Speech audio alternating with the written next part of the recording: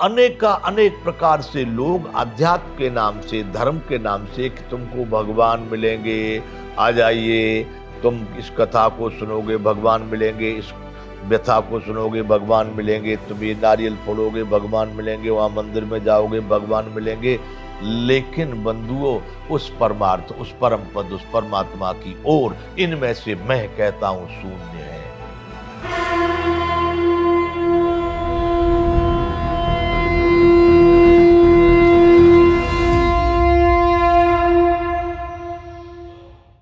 जय विश्व बंधु।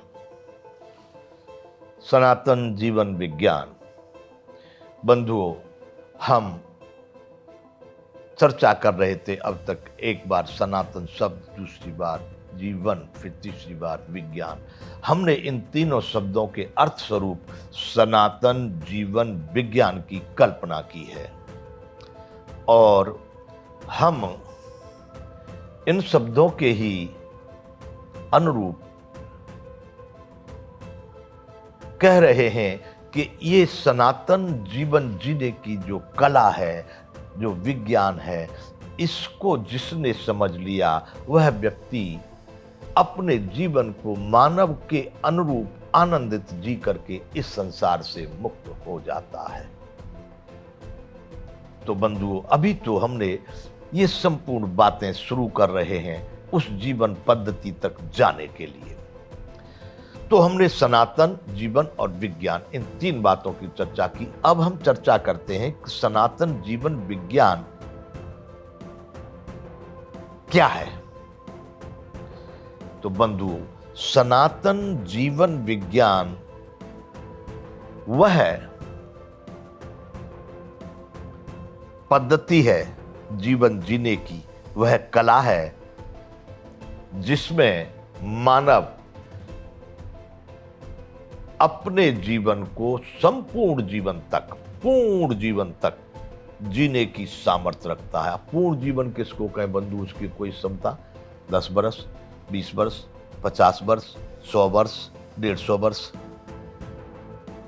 बंधुओं, ये वर्षों की गणना से नहीं, यूं तो हमारे भारतीय ग्रंथों के अनुसार देखते हैं तो कलयुग में तो 120 वर्ष की उम्र, आयु 120 वर्ष सबसे अधिक कहिए, उससे अपवाद के तौर पर कोई ऊपर नीचे जाए तो भले। तो इस वर्तमान समय में तो बंधुओं, पूर्ण जीवन मतलब जब तक जिया। यहां पूर्णता का मतलब है चाहे 60 वर्ष तक रहा, चाहे 100 वर्ष तक रहा, चाहे 80 वर्ष तक रहा। वर्तमान में बंधुओं, आप लोग इस बात को भी समझ लेना, क्योंकि संभव है कि हमारे यहां ऐसा भी कहते हैं कि पूर्व काल के, पूर्व जन्म के कुछ संचित कर्म रह जाते हैं जिनका परिणाम इस जन्म में भोगना पड़ता है। मैं इस समय में बहुत सारी अकाल मृत्युएं भी देख रहा हूं। अकाल मृत्युओं में सबसे बड़ा एक कारण मैं देख रहा हूं, ये वाहन, मोटरसाइकिल, कार या ट्रक या कोई भी, रेल से भी लेकर हवाई जहाज से लेकर, इनकी जो दुर्घटनाओं में जितने मानवों की जान हानि, यानी जितने मानवों की मृत्यु हो रही है, देहांत हो रहा है, वो संख्या मुझे सबसे अधिक और सबसे विचित्र दिखाई देती है। ये बात यहां क्यों कर रहे हैं? क्योंकि आयु की हम जो चिंतन कर रहे हैं कि इस तरह का भी वर्तमान समय में स्थिति है। जो जागरूक सनातन जो जीवन को जीने वाले हैं, ये घटनाएं भी उनके जीवन में बहुत कम हो जाती हैं। तो सनातन जीवन विज्ञान का अनुकरण करने वाला कोई भी मानव, स्त्री या पुरुष, अपने संपूर्ण जीवन को आनंद की तरह से जीकर, आनंद का मतलब शारीरिक रूप से स्वस्थ, मानसिक रूप से स्वस्थ, आर्थिक रूप से स्वस्थ, सामाजिक रूप से स्वस्थ, प्रत्येक जीवन का अंग उसका सब प्रकार से संतुष्टिदायक होता है। इसलिए सनातन जीवन विज्ञान कौन सी पद्धति है, क्या है है तो ये कि सनातन जीवन विज्ञान शाश्वत सार्वभौमिक सनातन उस परम ब्रह्म परमात्मा का ही पाने का एक रास्ता है, उस परम ब्रह्म तक जाने का एक रास्ता है, उस परम ब्रह्म परमात्मा तक इस जीवन में आसानी से सरलता से पहुंचने का ही एक मार्ग है। बंधुओं, हमारे यहाँ अनेकानेक ऋषि मुनि महात्मा साधु संत, और इन साधु संत का वेशभूषा जो है ना बंधुओं, एक हमारे यहाँ यूं तो कोई भी कुछ पहने, वर्तमान में कोई इसका वो नहीं है, लेकिन एक वेशभूषाओं से हम अनुमान लगाते हैं ये संत है, ये साधु है, ये ब्राह्मण है, ये फलाना है, ये ढिकना है, ये नेता है, ये पुलिस है, ये वेशभूषा से। परंतु वर्तमान समय में इस साधु संत की वेशभूषा में बंधुओं अगणित लवार लफंगे इस तरह के दानव, कहो ना दानव, वो इस वेशभूषा को पहन करके घूम रहे हैं। तो बंधुओं, वो सब इस तरह की वेशभूषाएं बना करके समाज को, वंचक है, समाज को ठग रहे हैं। तो मैं कह रहा था कि सनातन जीवन विज्ञान वह पद्धति है कि आनंद, सब प्रकार से आनंदित अपने जीवन को जीकर वह उस परम ब्रह्म परमात्मा तक पहुंच जाता है, पा लेता है। कहने का अभिप्राय कि हमारे यहाँ बहुत सारे संत महात्मा ऋषि मुनि और अनेक प्रकार के समाज सुधारक सज्जन लोग अपने अपने ढंग से प्रयास कर रहे हैं।